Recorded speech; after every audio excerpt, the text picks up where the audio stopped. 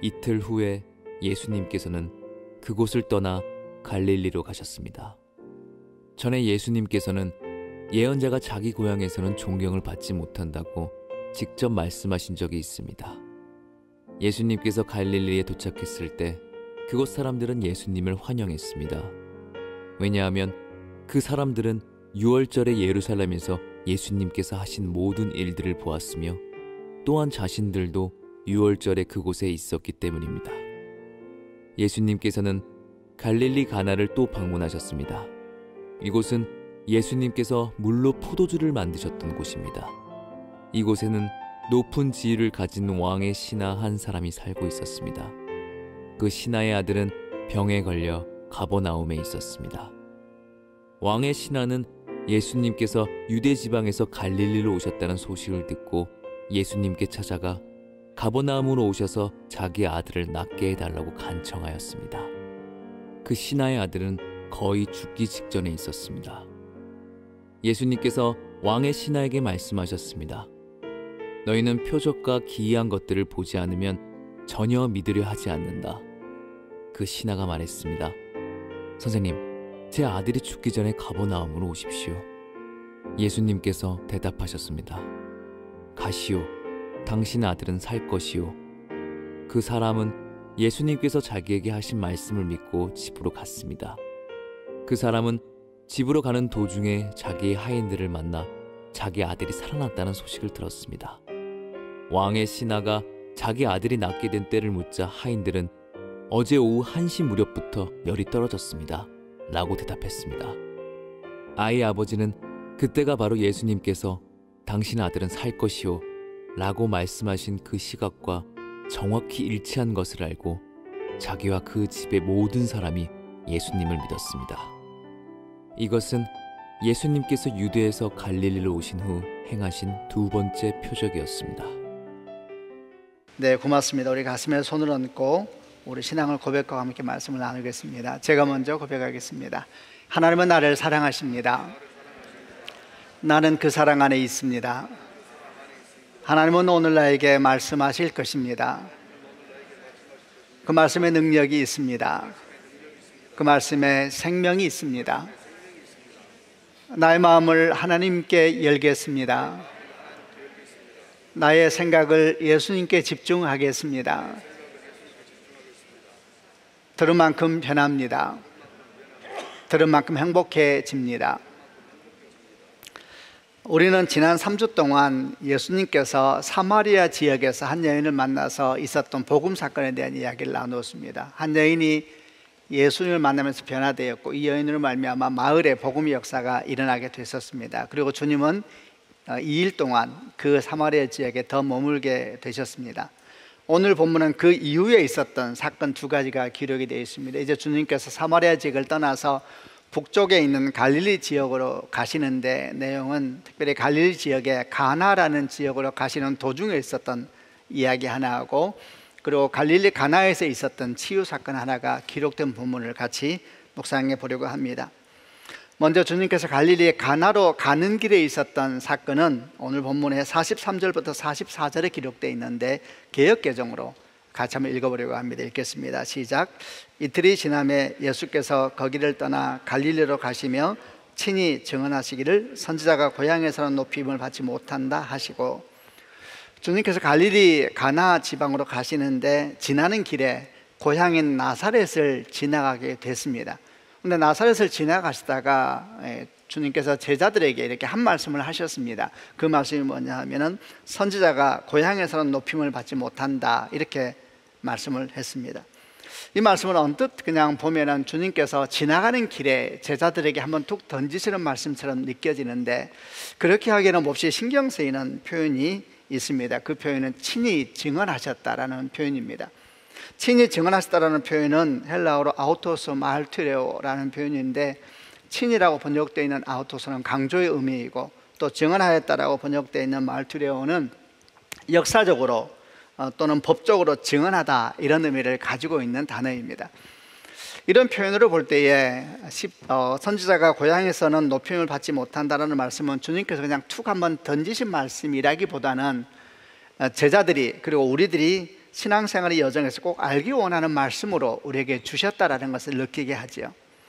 사실 저는 오늘 설교를 준비하면서 이 부분은 그냥 지나가려고 했습니다. 왜냐하면 오늘 내용의 대부분을 차지하는 것이 가나에서 있었던 왕의 신하의 아들 치유 사건이었기 때문에 그냥 지나가고 이제 그 부분을 주로 묵상하려고 하고 그렇게 했는데, 자꾸 신하의 아들의 사건을 묵상하는데 그 단어가 이렇게 기억이 났습니다. 친히 증언하셨다. 그래서 다시 앞부분으로 돌아가서 이 말씀을 묵상하게 됐습니다. 이는 마치 길을 지나가는 사람이 이미 지나친 그 무엇이 자꾸 기억나고 신경 쓰여서 가는 길을 멈추고 뒤돌아가서 그 부분을 확인하고 자세히 관찰하는 것 같은 마음이었습니다. 이런 마음을 가지고 저는 생각하기를, 어쩌면 주님께서 오늘 이 말씀을 우리 중 누구에게 꼭 주시려고 하는 말씀이 아닐까, 이런 생각을 하게 되었습니다. 선지자가 고향에서 높임을 받지 못한다. 주님의 증언은 무엇을 의미하는 걸까요?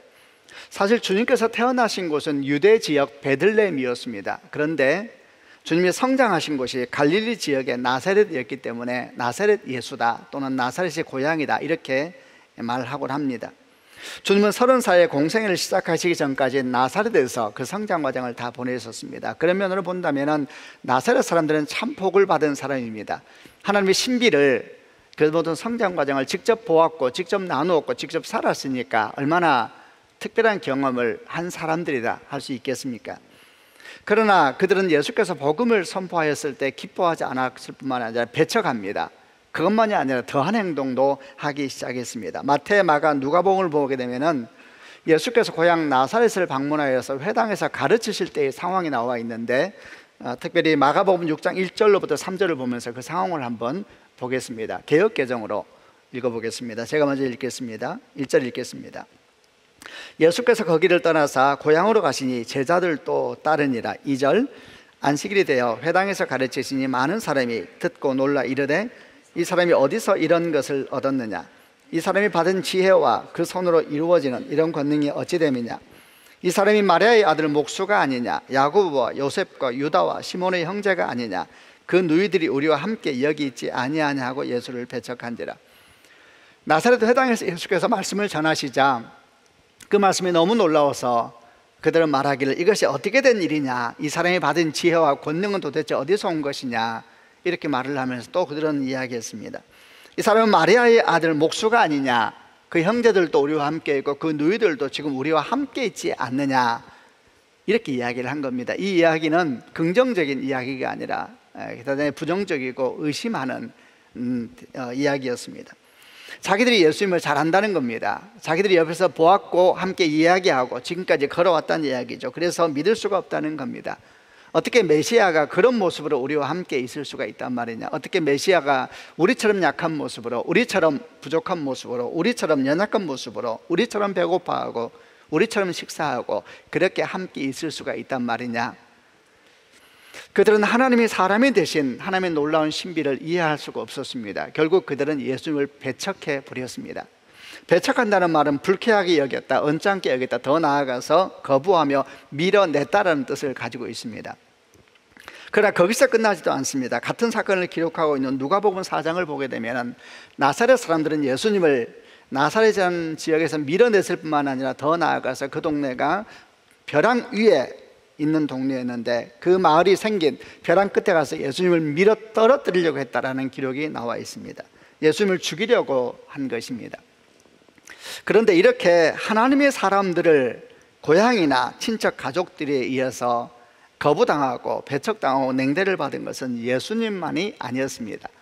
성경을 보게 되면 주의 신실한 사람들이 아주 이런 모습들을 함께 겪었다는 것을 보여줍니다. 요셉을 생각해 보십시오. 요셉은 형들에 의해서 미움을 받아서 깊은 구덩이에 던져졌고 나중에는 노예로 애굽에 팔려지고 말았습니다. 하나님의 마음이 합한 자라고 이야기돼선 다윗은 어땠습니까?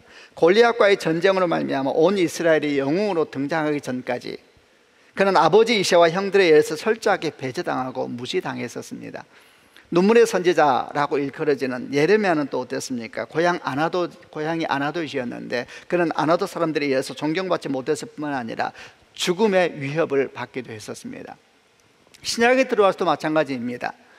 사도 바울을 생각해 보십시오. 그는 자기 목숨처럼 사랑한다고 말했던 동족인 유대인들에 의해서 얼마나 많은 핍박을 받고 고난을 받았었습니까? 이런 전체적인 내용을 볼 때에 선지자가 고향에서는 높임을 받지 못한다라는 주님의 증언은 성경 전체에 흐르는 하나님의 메시지다 할 수가 있습니다. 그렇다면 이 말씀이 오늘을 사는 우리에게 무슨 관계가 있는 것입니까? 예수께서는 선지자가 고향에서 높임을 받지 못한다 하셨는데, 이 선지자는 1차적으로는 예수님을 가리키는 표현이겠습니다만, 더 나아가서 예수님을 믿고 그 말씀의 증인으로 사는 모든 사람들로 확장하는 데 어떤 제한도 없습니다. 선지자는 어떤 사람입니까? 하나님 말씀의 증인으로 사는 사람들이죠. 그런 면에서 본다면 모든 그리스도인들은 그 시대의 선지자요, 예언자로 삶을 사는 사람들입니다. 선지자나 예언자나 같은 뜻입니다. 그들은 모두 다 하나님의 말씀의 증인으로 부름받은 사람들이고 그렇게 사는 사람들을 의미하기 때문입니다. 근데 그 선지자들이 고향에서 높임을 받지 못한다 하셨습니다. 고향은 어떤 곳입니까? 고향은 우리가 가장 의지할 만한 곳이고 또 실만한 곳이고 우리 편이 되어주는 것 같은 그런 곳이 고향이 아닙니까? 특정 지역만을 의미하는 것이 아니라 사랑하는 가족들, 또 친척들, 신뢰하는 어떤 사람들, 이런 사람들의 관계까지도 우리가 고향이라는 말 속에 함께 포함할 수가 있을 겁니다. 그런 고향에서 선지자가 높임을 받지 못한다 그랬습니다. 그리고 이 사실을 주님은 증언하심으로 그리스도인은 우리가 기억하기를 원하셨습니다. 저는 앞에서 원래 이 본문을 그냥 지나가려고 했습니다만 그럴 수가 없어서 다시 돌아가 묵상하게 되었다 그랬습니다. 그리고 어쩌면 여러분 가운데 누군가에게 주님께서 이 말씀을 주시고자 하는 마음이 아닐까라는 마음이라 그랬습니다. 성도 여러분, 혹시 여러분 가운데서 예수님을 믿는다는 이유 때문에 사랑하는 가족들이나 또는 신뢰하는 어떤 사람에게 상처를 받았거나 마음에 힘든 분이 있다면 오늘 말씀을 믿음으로 받는 축복이 있기를 바랍니다. 특별히 코로나 팬데믹 상황을 지나면서 우리는 주변에서 적지 않은 이야기를 듣고 있습니다. 그리스도인이라는 이유 때문에, 교회 나가서 예배 드린다는 이유 때문에, 가족들에 의해서, 또 우리가 신뢰하는 사람들에 의해서, 직장의 동료들에 의해서 상처를 받고 비웃음을 받기도 하고 모든 책임은 당신이 져야 된다 라고 하는 소리를 들으면서 이런 모양 저런 모양으로 상처받고 있는 사람들에 대한 이야기를 듣습니다.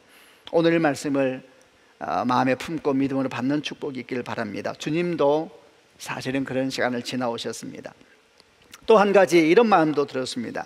여러분 가운데는 가족의 구원을 위해서 기도하고 있는 성도분들이 계실 겁니다. 그런데 아무리 기도하고 전도해도 함께 예배를 드리고 믿지 않아서 그런 이유 때문에 가족들에 대해서 스스로 상처를 받고 또 힘들어하는 분들도 계실지 모르겠습니다. 그런 분들도 오늘 말씀이 믿음으로 받아들여지길 바랍니다. 우리는 사실 우리가 전한 복음을 받아들이지 않아서 힘들어하고 있지만 어떤 면에서 본다면 우리 사랑하는 가족들이나 사람들이 우리 믿음을 배척하고 비웃고 심지어는 우리 존재 자체를 거부하지 않고 있다는 사실에 대해서 감사해야 되는 것은 아닐까요? 그동안 우리는 우리 믿음을 어떤 면에서 너무 당연시 여기고 또 믿음이란 것은 하나님이 주시는 전적인 은혜이기 때문에 주변의 사람들에게 우리 믿음에 대해서 감사한 마음이나 고마운 마음을 표해 본 적이 또 그럴 필요도 별로 못 느끼고 살았을 겁니다. 그러나 오늘만은 한번 그 마음을 돌아보시는 시간이 되시길 바랍니다. 물론 믿음은 전적으로 하나님의 은혜입니다. 그러나 우리 사랑하는 가족들과 사람들이 아직 우리와 함께 그 믿음의 길을 걷고 있지는 않다 할지라도 우리 믿음을 비웃지 않고 때로는 우리 신앙의 길을 기울여준다는 사실이 여러분 생각해 보면 참 고맙고 감사한 일이 아니겠습니까? 믿지 않는 가족들에게 그럼에도 불구하고 우리 믿음을 존중해줘서 고맙다라고 진심으로 감사해 본 적이 있습니까? 또는 신뢰하는 친구들에게 함께 믿지 않으면서도 그래도 믿음을 존중해주고 때로 내가 신앙을 고백할 때에 길을 길어 들어줘서 고맙다라고 진심으로 마음을 표해 본 적이 있습니까? 내가 그렇게 한다면 그 사람들이 내 신앙을 더 존중해주고 하나님께 대해서 더 관심을 기울여 주겠지라는 생각 때문이 아니고 주님께서 선지자가 고향에서 정말 신뢰하는 사람들, 가족들에게 높임을 받지 못할 것이고 오히려 배척당할 것이고 거절당할 것이다 말씀하셨는데 그렇지 않은 가족들을 향해서 또 누군가를 향해서 그런 고마운 마음을 전해야 된다는 겁니다. 간혹 저희는 주일날 이런 얘기를 듣습니다. 본인이 믿지 않으면서도 아내가 교회 간다는 이유 때문에 아내를 교회까지 태워다 주고 들어오지 않고 차 안에서 있는 남편에 대한 얘기를 들을 때가 있었습니다. 섭섭하지요. 여기까지 왔으면 그냥 들어오시지. 그런 한편은 생각해 보면 참 고맙지 않습니까?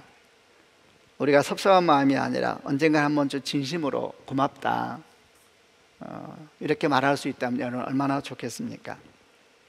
생각을 좀 더 넓혀봤습니다. 자녀들에 대한 것은 어떻습니까? 우리는 우리 자녀들이 우리와 함께 교회 나와 예배를 드리고 우리가 전해주는 신앙에 대해서 귀 기울이는 것을 너무 당연하게 생각하고 있지는 않았는지. 여러분, 근데 정말 그것이 당연한 일일까요? 내 자녀들이니까 내가 전한 복음을 들을 이유가 있는 것일까요? 주님께서 선지자는 고향에서 높임을 받지 못한다라는 말씀은 자녀와 우리의 관계에는 상관이 없는 말씀일까요? 보통 부모들은 자녀들에게 이런 말을 들으면 너무 행복해합니다. 엄마 아빠 때문에 내가 예수님을 만나게 되고 예수를 믿게 돼서 얼마나 좋은지 몰라. 정말 그런 얘기를 들으면 살맛이 나지요. 그런데 왜 부모님들은 자녀들에게 이런 말을 하지 않을까요? 아들, 딸 고맙다. 엄마 아빠가 전하는 예수님에 대해서 귀 기울여주고 함께 예배 드려줘서 너무 고맙다. 때로는 너가 동의도 안 될 거고 이해도 안 될 터인데 엄마 아빠 사랑해서 옆에 있어주는 거 엄마 아빠 알고 있고 정말 고맙다. 얼마나 힘이 되는지 몰라. 그래서 정말 더 열심히 기도하게 돼.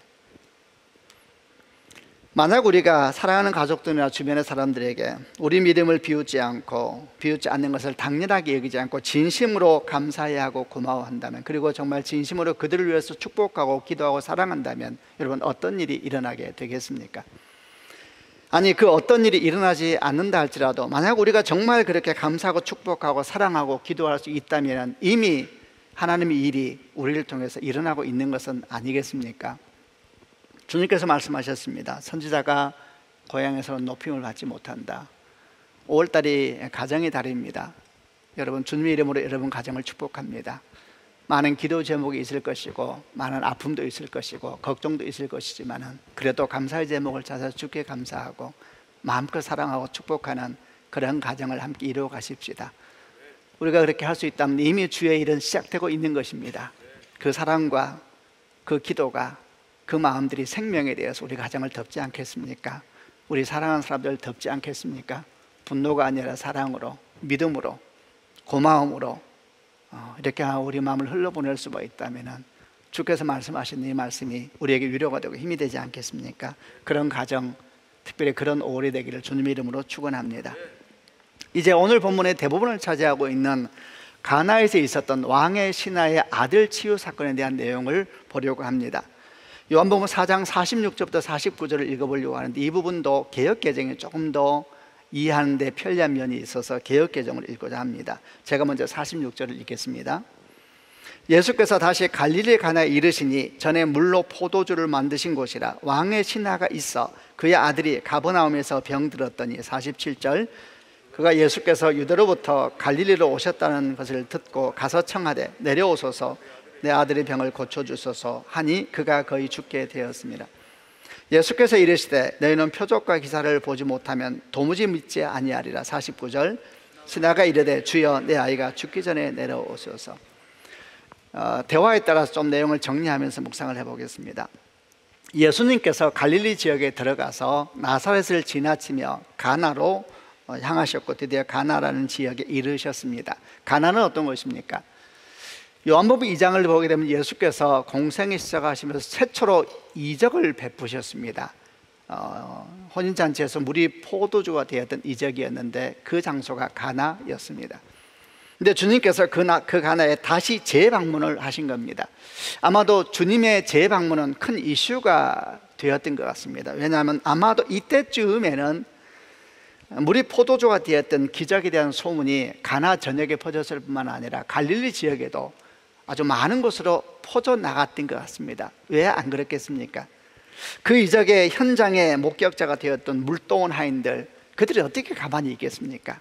아마도 그들은 여기저기 가면서 참 신기한 일을 보았다, 놀라운 일을 보았다, 정말 신기했어 라고 말하면서 이야기하고 다니지 않았을까요? 그리고 그런 소문들이 돌면서 혼인잔치에 왔던 많은 사람들도 자기가 경험한 이야기를 하면서 또 이야기가 흐르고 나누고 소문이 흘러가지 않았을까요? 아마 이런 과정을 통해서 가나만이 아니라 갈릴리 지역 전체에 그 소문이 적잖이 퍼졌을 것 같습니다. 이런 이유 때문이었는지 몰라도 예수께서 가나에 재방문하는 소식이 금방 다시 퍼지면서 이것이 34km나 떨어져 있는 가버나움이라고 하는 동네까지도 소문이 흘러가게 됐습니다. 그리고 그 소문을 한 사람이 듣게 되었는데 그 사람은 성경에서 왕의 신하라고 표현되고 있는 한 사람이었고, 그 사람은 지금 아들이 죽어가고 있는 큰 절망 가운데 있는 사람이었습니다. 이 왕의 신하는 예수님께서 가나에 다시 왔다라는 소문을 듣자마자 일어나서 그 먼 길을 올라가서 예수님을 찾아온 겁니다. 그리고 드디어 예수님을 만나게 됐습니다. 왕의 신하가 예수님을 만나자마자 간청하였습니다. 부디 내려오셔서 제 아들의 병을 고쳐주십시오. 그가 거의 죽어가고 있습니다. 근데 이렇게 간청하자 주님께서 뭐라고 대답하셨냐 하면은, 너희는 표적과 기사를 보지 않으면 도무지 믿지 아니하리라, 이렇게 말씀을 하셨어요. 여러분, 주님의 대답이 어떤 느낌이 드십니까? 예, 이 왕의 신하의 믿음을 꾸짖는 것 같은, 책망하시는 것 같은 느낌이 듭니다. 그것이 아니라면 그의 믿음을 불쌍히 여기시는 것이었을까요? 그러나 어떤 경우든 간에 참 야속하다라는 생각이 듭니다. 지금이 어떤 상황입니까? 이 신하는 34km나 떨어진 가버나움에서 정신없이 올라왔습니다. 가버나움에서 가나가 여러분 34km가 예전과 다르게, 지금과 다르게 옛날에는 빨리 가도 10일 이상 걸리는 것이고 왕복이 1박 2일 코스입니다. 정신없이 올라왔을 것입니다. 예수께서 가나에 오셨다는 소문을 듣고 올라와서 출발을 했지만은 그 사이에 예수께서 다른 곳으로 가버리실지 어떻게 합니까? 그러니 얼마나 마음이 급했겠습니까? 게다가 지금 아들이 죽어가고 있습니다. 그러니 그야말로 정신없는 상태에서 10시간이나 가야 되는 거리를 정신없이 올라왔을 것이니, 예수님을 만났을 당시에 그의 모습이 어땠을까요? 온몸은 땀으로 적셔 있고 얼굴은 상기되고 호흡은 거칠지 않았을까요? 주님께 내 아들이 죽게 되었습니다 라고 간절히 청할 때에 그의 목소리는 여러분 얼마나 떨렸을까요? 그런데 그런 사람을 앞에 두고 너희는 표적과 기사를 보지 않으면 도저히 믿지 않는구나, 이렇게 책망하시는 것이 도대체 어떻게 이해해야 될까요? 아니, 그러면 이런 상황에 있는 아버지가 무슨 고상한 말이라도 할 줄 알았던 것일까요? 오히려 이런 사람에게 믿음을 책망하시는 듯한 말씀을 하시는 것은 오히려 그것이 이상한 것이 아닐까요? 이런저런 생각이 저는 주의 말씀을 들으면서 제 마음에 번잡하게 일어났습니다. 그런데 저의 이렇게 번잡한 생각과는 다르게 정작 당사자를 가만히 바라보니 그는 이런 주님의 말씀에 대해서 어떤 반박도 하지 않습니다. 그리고 다시 간청합니다. 선생님, 제 아이가 죽기 전에 제발 내려와 주십시오. 예수님과 왕의 신하의 대화 그 사이에 가만히 서서 지금 이런 상황이 무슨 상황인 것인가 묵상을 해보았습니다. 주님께서 그의 믿음을 책망하시는 것 같은 말씀을 들으면서 어떤 반박도 하지 아니하고 다시 간청하고 있는 왕의 신하의 얼굴을 가만히 쳐다보면서 묵상을 해보면 그의 모습에서는 마치 이런 말이 느껴지는 것 같습니다. 주님 말씀이 옳습니다. 주님께서 제 믿음을 책망하시는 것이라면 그것이 사실이고, 제 믿음을 불쌍히 여긴다면 제 믿음이 그러합니다. 주님, 제가 믿음이 어디 있겠습니까? 저에게 믿음이란 말하기는 너무나 노출하고 부끄러울 뿐입니다. 그런데 제가 지금 주님이 필요합니다. 아들이 죽어가고 있습니다. 주님이 필요합니다. 나의 믿음 없음을 부디 불쌍히 여겨 주십시오. 아무 말도 하지 않고 그 주의 책망하는 듯한 말씀을 드리면서 다시 간청하는 왕의 신하의 모습에서 마치 이런 음성이 들리는 것 같이 느껴졌습니다. 여러분, 주의 반박하는, 주의 책망하는 그런 말투에 어떤 말도 하지 않냐고 그대로 받아들이면서 그러나 주여 우리 아들이 죽기 전에 내려와 주십시오 말하고 있는 이 왕의 신하의 모습에서 무엇이 보입니까? 내 마음이 가라는 자의 모습이지요. 애통하는 자의 모습이지요. 마태복음 5장에서 주님께서 천국에 대해서 말씀하시면서 그 첫 문을 열었던 위대한 말씀, 심령이 가라는 자는 복이 있나니 천국이 저희 것입니다. 애통하는 자는 복이 있나니 제가 위로를 받을 것입니다 라고 하신 주의 말씀이 왕의 신하의 얼굴에서 비추어졌습니다. 그는 누구입니까? 그는 누구이기에 이렇게 주 앞에 가난한 마음과 겸손한 마음으로 서 있을 수가 있었습니까? 그는 왕의 신하라고 성경은 한 단어로 설명하고 있습니다. 바실리코스라는 헬라어는 혈연적으로나 또는 관직적으로 왕과 긴밀하게 연결되어 있는 사람이라는 의미입니다. 성경은 그의 이름도 말하지 않냐고 환경도 말하지 않냐고 이 단어 하나로 그의 어떠함을 설명하고 있는 것으로 볼 때에 그 단어 속에 그 사람의 어떠함이 담겨 있다는 이야기겠죠. 그는 어떤 사람이었을까요? 그는 부자였을 겁니다. 그는 힘 있는 사람이었을 것입니다. 그는 아마도 대단한 사람이었을 것입니다. 아니 이뿐만이 아니라 더 그에 대해서 다양한 상상을 해도 됩니다. 왜냐하면 성경에서 왕의 신하라는 말 한마디만 소개하고 다른 말을 하고 있음으로 말미암아 우리에게 다양한 상상을 할 수 있는 문을 열어주었기 때문입니다. 그는 분명 대단한 사람이었을 겁니다. 이런 사람이라면 어디 가서 누구에게 쉽게 고개 숙일 인생을 살아오지는 않았겠죠. 자기에 대한 자부심도 아마도 대단히 상당했을 겁니다. 그런데 그는 지금 예수님 앞에서 어떤 자부심도 자존심도 내세우지 않고 있습니다. 어떻게 이럴 수가 있을까요? 한 가지 이유죠. 그의 삶에 일어난 절망 때문이었습니다. 아들이 죽어가고 있었습니다. 아마도 왕의 신하는 사랑하는 아들이 큰 병 앞에서 그동안 그가 그렇게 자랑스럽게 여겼던 삶의 모습들, 그 모든 삶의 자리가 얼마나 무력한지에 대해서 철저하게 알았을 것입니다. 그는 분명 자기가 가진 모든 것을 다 썼겠지요. 돈을 쓰고 힘을 쓰고 모든 관계를 다 동원했을 겁니다. 그러나 아들의 삶에 다가온 절망에 그 모든 노력은 아무런 의미가 없었습니다. 맛있는 음식을 마음껏 먹고 사람들을 불러놓고 큰소리치고 그리고 멋진 옷을 입고 왔다 갔다 할 때에는 대단히 멋져 보였던 그 힘과 능력들이 결정적인 순간이 왔을 때에는 그야말로 아무런 가치가 없다는 사실을 느꼈을 때에 아마도 이 왕의 신하는 죽어가는 아들 앞에서 벌거벗은 아버지 모습으로 서 있어야만 했을 겁니다. 그렇게 무너진 아버지의 마음, 그 귀에 어느 날 정말 바람 같은 소문이 하나 들려왔습니다. 그 소문이 무엇이었을까요? 특별히 오늘 성경의 본문에서는 주님께서 가나에 머무셨다라는 사실을 중요하게 기록을 하고 있는데 이러보건대 아마도 왕의 신하가 바람같이 들었던 소문은 요한복음 2장에 있었던 물이 포도주가 되었던 기적에 대한 이야기와 함께 그 사건의 주인공이었던 나사렛 사람 예수가 다시 가나에 지금 와 있다더라 라는 소문이었을 것 같습니다. 물이 포도주가 된 사건이라 누군가가 들으면 참 웃고 지나갈 이야기죠. 별 얘기를 다 듣는구나 싶을지 모르지만 그러나 벌거벗은 모습으로 아들 앞에 서 있는 아버지에게는 그렇게 할 수 없었습니다. 그는 지금 물이 포도주가 되는 기적이 필요했습니다. 그는 자리에서 벌떡 일어났습니다. 그리고 어쩌면 정신 나간 사람처럼 가버나움에서 가나를 향해서 34km나 되는 거리를 올라갔습니다. 가는 도중에 아들이 죽을 수도 있었습니다.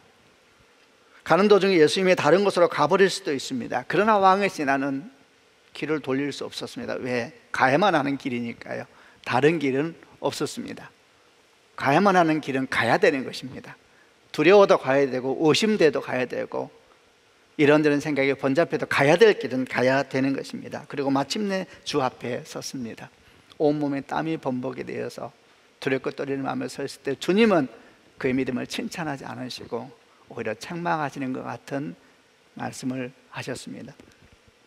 그러나 이미 이 아버지에게는 아무것도 문제가 안 됐습니다. 그는 말합니다. 아니 말하지 않음으로 말합니다. 맞습니다 주님, 제가 믿음이 어디 있습니까? 제 믿음 없음을 도와주십시오. 그런데 제가 지금 절망에 빠졌나이다.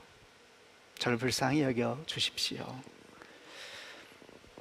이렇게 가난한 마음으로 애통하는 마음으로 주 앞에 섰을 때에 주께서 그에게 뭐라고 하셨습니까? 50절부터 53절 이 부분도 개역개정으로 같이 한번 읽어보겠습니다. 제가 50절 읽겠습니다. 예수께서 이르시되 가라 네 아들이 살아있다 하시니 그 사람이 예수께서 하신 말씀을 믿고 가더니 51절 내려가는 길에서 그 종들이 오다가 만나서 살아있다 하거늘 그 낫기 시작한 때를 물은즉 어제 7시에 열기가 떨어졌나이다 하는지라. 그의 아버지가 예수께서 네 아들이 살아있다 말씀하신 그때인 줄 알고 자기와 그 온 집안이 다 믿으니라. 정말 가난한 마음으로 애통하는 마음으로 벌거벗은 아버지의 모습으로 주 앞에 서 있는 그에게 주께서 말씀하셨습니다. 가라 네 아들이 살았노라. 그러자 놀라운 일이 펼쳐집니다. 왕의 신하가 그 말씀을 그대로 믿습니다. 그러더니 그 자리에서 일어나서 다시 가버나움으로 향하기 시작했습니다. 바로 조금 전까지 책망받던 그 믿음의 사람이었는데 지금은 주의 말씀을 그대로 믿고 자리에서 일어나 그 믿음을 가지고 깨어진 삶의 자리, 두려운 삶의 자리를 향해서 담대하게 걸어가고 있는 놀라운 믿음을 보여주고 있는 겁니다. 그리고 그 믿음으로 가버나움을 향하고 있는 왕의 신하에게 저 멀리서 그 종들이 오고 있는 것이 보입니다. 그리고 그 종들은 놀라운 소식을 전해줍니다. 아들이 살았습니다. 신하가 묻습니다. 언제 살았느냐? 언제 열이 떨어졌느냐? 그러자 그 이야기하는 시간이 예수께서 네 아들이 살았다라고 말씀하는 시간과 같다는 것을 알게 되죠. 여러분 얼마나 마음이 기뻤을까요? 아들이 회복만이 아니라 예수를 만난 겁니다. 진짜 만난 겁니다. 왕의 신하는 가버나움으로 돌아가 그의 가족들에게 예수를 전하고 온 가족이 믿게 되었다라고 성경에 기록되어 있습니다. 우리는 여기서 아주 중요한 두 가지 정도의 교훈을 얻고자 합니다. 첫 번째, 그리스도인에게 절망은 절망 자체로 끝나지 아니하며 만약 우리가 그 절망과 아픔을 주님께로 가지고 갈 수만 있다면 그 절망은 하나님께서 오시는 큰 문이 될 것이라는 사실입니다. 여러분, 주님은 우리 아픔과 절망을 가지고 주님께 나오기를 원하십니다. 그것이 왕의 신하를 가버나움에서 가나로 올라오게 하신 주님의 마음입니다. 여러분, 주님이 가버나움으로 가실 수도 있었습니다. 그것이 훨씬 더 간단하고 편한 일이었습니다. 왜냐하면 갈릴리 지역에서 예수님의 사역의 중심지는 가나가 아니었습니다. 가버나움이었습니다. 가버나움. 그리고 실제로 주님께서 이 사건, 이 왕의 신하가 주의 말씀을 믿고 다시 가버나움으로 내려갔다 그랬지 않습니까? 그러면 그 왕의 신하를 보내고 난 뒤에 주님은 뭘 하셨을까? 거의 분명합니다. 금도 일어나셔서 가버나움으로 내려가셨습니다. 왜냐하면 그곳에 주님의 집이 있었고 그곳에 머물면서 사역을 하셨거든요. 근데 왜 주님은 가버나움으로 내려가지 않으시고 가나에서 가버나움에 있는 사람을 부르셔서 그 힘든 여정을 걸어오게 하셨을까? 거기에 계시가 있는 것이 아니겠습니까? 여러분, 주님은 우리가 찾아오기를 원하시는 겁니다. 여러분, 항상 주님은 우리 가운데 오시는 분이십니다. 아멘이죠. 그분은 우리 가운데 이미 계십니다. 아멘이시죠. 우리와 동행하십니다. 아멘이시죠. 그러나 때때로 우리 가운데 계신 주님은 우리가 그분을 찾아오시기를 원하시는 분이라는 사실도 우리가 기억해야 됩니다. 그래서 주님은 가나에 머무르시면서 그 한 가지 이유 외에는 성경에 어떤 이유도 없습니다. 주님은 왕의 신하 만나려고 거기에 머문 겁니다. 올라오게 하시려고. 그 올라오는 길에서 하나님의 사건이 일어나는 거거든요. 주님은 우리가 찾아오기를 원하십니다. 그리고 우리가 찾아서 주 앞에 나아가기 시작할 때에 하나님의 역사는 이미 시작되는 겁니다. 언제 찾기를 원하십니까? 절망 가운데 있을 때, 아픔 가운데 있을 때 주님을 찾기 원하십니다. 삶이 무너지고 깨어져 어디로 방황할지 모를 때 주님을 찾기 원하십니다. 그 절망에서 주저앉아서 우는 인생이 되는 것이 아니라 그건 믿음이 아닙니다. 그 아픔을 부여안고 주 앞에 나아가 주님을 찾기를 원하십니다. 그것이 마태복음 7장에는 구하라, 찾아라, 문을 두드리라 라는 말씀이 아니겠습니까? 어쩌면 왕의 신하는 가버나움을 따라서 가나로 올라가는 길이 여러분 결코 쉬운 일이 아니었을 것입니다. 두려웠겠지요. 아까 말한 것처럼 가나로 가는 동안에 아들이 죽으면 어떻게 합니까? 가나로 가는 동안에 예수님께서 다른 곳으로 가버리면 어떻게 합니까? 우리도 그럴 수 있지요. 우리가 어려움 가운데 있고 힘들 때 주를 향하여 기도를 하고 주의 말씀과 나아가고 주의 은혜를 구할 때에 그렇게 주를 찾는다 한들 무슨 변할 것이 있을까라는 생각이 들기도 하고 그 시간에 차라리 사람 찾아다니고 살 길을 찾아야 되는 것은 아닐까 생각이 들기도 하고 그런 것이죠. 그러나 주님께 나아가야 하는 것입니다. 주님께 나아가야 되는 것입니다. 왕의 신하는 그럼에도 불구하고 주님께 나아갔습니다. 힘들어도 가야 하고 의심스러워도 가야 되는 것입니다. 주의 이름을 부르고 주 앞에 기도할 때 하나님의 역사가 일어나게 되는 것이고 그때야 하나님의 사건이 일어나게 되는 겁니다. 오늘 가나에서 가버나움에 있는 왕의 신하를 부르셔서 주 앞에 서게 하신 그분은 그 여정을 통해서 왕의 신하는 그야말로 가난한 자의 심령이 되고 애통하는 자의 심령이 되고 벌거벗은 아버지 심령이 되어서 주 앞에 설 수가 있기 때문입니다. 그 여정이 없었다면 그는 아마도 여전히 자기 자랑과 자기 의에 차 있는 왕의 신하로 서 있을지도 모릅니다. 우리가 주 앞에 가야 되는 것입니다. 여러분, 주님의 이름으로 축복합니다. 혹시 우리 가운데 어려움 가운데 있습니까? 두려움 가운데 있습니까? 어쩌면 너무나 평범한 말씀일지 몰라도 주님께서 여러분을 올라오라 하십니다. 가버나움에서 가나로 올라가는 왕의 신하의 마음을 묵상해 보시기를 바랍니다. 개인만이 아니라 공동체도 마찬가지입니다. 코로나19를 지나면서 한국교회가 많은 어려움 가운데 있고 나라도 어려움 가운데 있습니다. 어떻게 해야 됩니까? 여러분, 그 얘기 자꾸 하고 있으면 정죄하고 분노합니다. 그러나 그걸 부여안고 주 앞에 나아가는 사람들이 생기면 역사가 일어나게 됩니다. 그들을 통해서 하나님의 역사는 일어나게 되고, 그들을 통해서 교회는 회복되고, 그들을 통해서 가정은 회복되게 될 줄로 믿습니다. 주는 우리가 주를 찾기를 원하십니다. 두 번째 교훈은 우리 믿음은 날마다 새로워져야 한다라는 겁니다. 우리는 왕의 신하가 표적과 기사를 구하는 믿음에서 한순간으로 말씀을 그대로 받아들이고 그 말씀을 가지고 세상 가운데 담대하게 나아가는 믿음으로 변화되는 걸 보면서 어떻게 이럴 수 있었을까 질문 던졌습니다. 어떻게 이럴 수 있었습니까? 첫 번째, 주님을 만났기 때문입니다.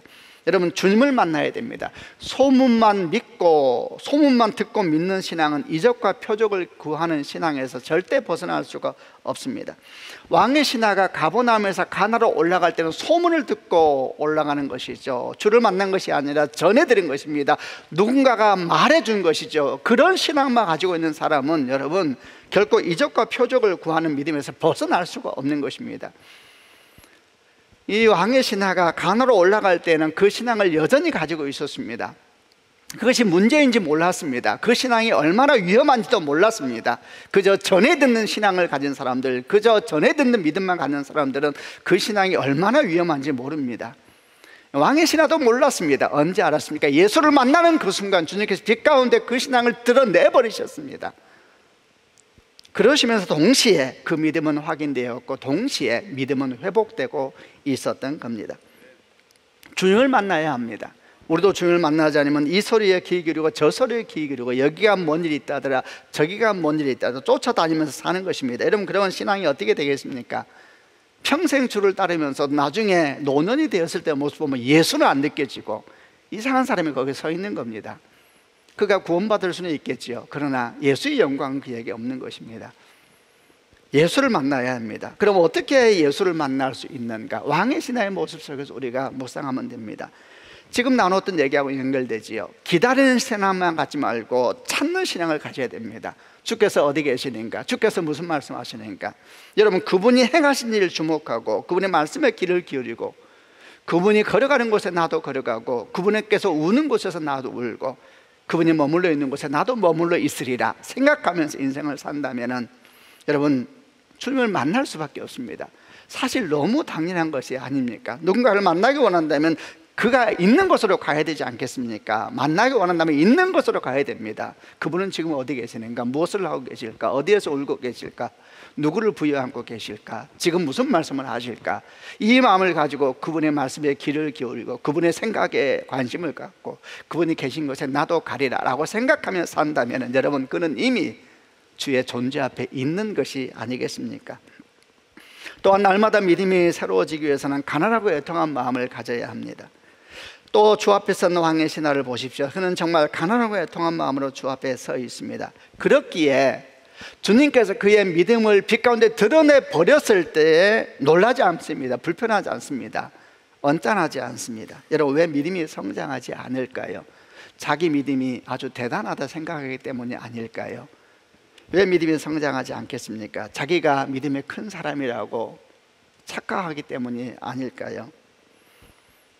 여러분, 너무 당연하죠. 스스로 믿음이 괜찮다라고 생각하는 사람이 어떻게 믿음의 변화를 꿈꾸겠습니까? 주 앞에 좀 더 가까이 가고 싶습니다. 믿음이 뭔지 알고 싶습니다. 여러분, 어떻게 이런 마음을 갖겠습니까? 믿음의 성장이라는 것은 가난한 마음을 가진 사람에게 주시는 하나님의 선물이 아닐까요? 사도 바울을 생각합니다. 그의 인생 여정을 보게 되면 참 신기한 걸 많아요. 그 중에 하나가 그의 순교가 가까워질수록 그는 더 가난한 마음을 갖게 됩니다. 나는 죄인 중에 괴수라. 진심입니다. 빛 가운데 가까이 갈수록 더 많은 것이 드러나게 되었을 때에 그는 사실 점점 겸손하여지고 점점 가난하여지고 점점 더 애통하여지지 않습니까? 여러분, 우리가 어떤 신앙의 걸음을 걸어가야 되겠습니까? 우리가 주 앞에 가는 그날이 되었을 때 우리는 어떤 신앙인이 되어야 되겠습니까? 위대한 사람이 되는 걸 꿈꾸지 마십시오. 예수 닮은 사람, 예수의 영광이 나타나는 사람, 우리가 마지막 노를 감을 때 예수의 영광이 우리 육체를 덮고 예수가 그와 함께 하신다는 것을 모두가 느낄 수 있는 그런 인생이 되어야 되지 않겠습니까? 여러분, 그 사람이 평생 믿음의 성장의 걸음을 걸어가는 그 사람이 아니겠습니까? 이제 말씀을 마무리하려고 합니다. 오늘 우리는 두 가지 사건에 마주쳤습니다. 한 가지 말씀은 선지자가 고향에서 높임을 받지 못한다 라는 주의 증언이고, 또 한 가지는 주님을 향하여 온 힘을 다해서 걸어가고 있는 왕의 신하의 모습이었습니다. 우리는 그의 모습 속에서 소문만 쫓는 신앙이 아니라 말씀을 따르는 신앙이요, 가난한 자와 애통하는 마음으로 주 앞에 서기를 원하는 신앙을 꿈꾸게 됩니다. 성도 여러분, 이런 축복이 우리에게 있기를 주님의 이름으로 축원합니다. 아멘. 기도하겠습니다. 가슴에 한번 손을 얹어 보시기를 바랍니다. 첫 번째 우리가 마주쳤던 사건, 주께서 친히 증언하셨다 그랬습니다. 선지자가 고향에서는 높임을 받지 못한다. 이 말씀이 과연 나에게 무엇을 의미하는지 오늘 한번 생각해 보시기를 바랍니다. 우리는 그동안 우리 믿음을 너무 당연하게 여기지는 않았는지, 우리를 응원해 주지 않는다는 이유 때문에 마음이 상해버리지는 않았었는지, 사랑으로 기도하고 진심으로 축복하지 아니하고 불편해하지 않았었는지, 하나님 아버지, 선지자가 고향에서는 높임을 받지 못한다는 말씀이 우리를 낙심시키는 말씀이 아니라 우리로 하여금 진심으로 감사하게 하고 우리가 축복하게 하고 사랑하게 하고 우리 믿음을 함께하지 않는 가족을 향하여서도 진심으로 감사하며 사랑하며 축복하며 기도하는, 정말 하나님의 역사를 이미 시작하는 통로로 우리가 쓰임받는 주의 말씀이 되길 원하나이다. 주여, 우리가 한 사람 한 사람이 그런 사람이 되게 하여 주옵소서. 특별히 코로나19를 지나면서 많은 얘기를 교회에서 듣고 있는 이때에 분노하고 마음이 상하는 것만이 아니라 오히려 감사하고 축복하고 위하여 기도할 수 있다면 이미 주의 역사는 우리 삶을 통하여 강물처럼 흘러가고 있는 것이 될 것입니다. 그런 역사가 우리 삶 가운데 일어나게 하여 주시고 가정 가운데, 이 나라의 민족 가운데 일어나게 하여 주옵소서. 같이 한번 하나님께 기도하겠습니다.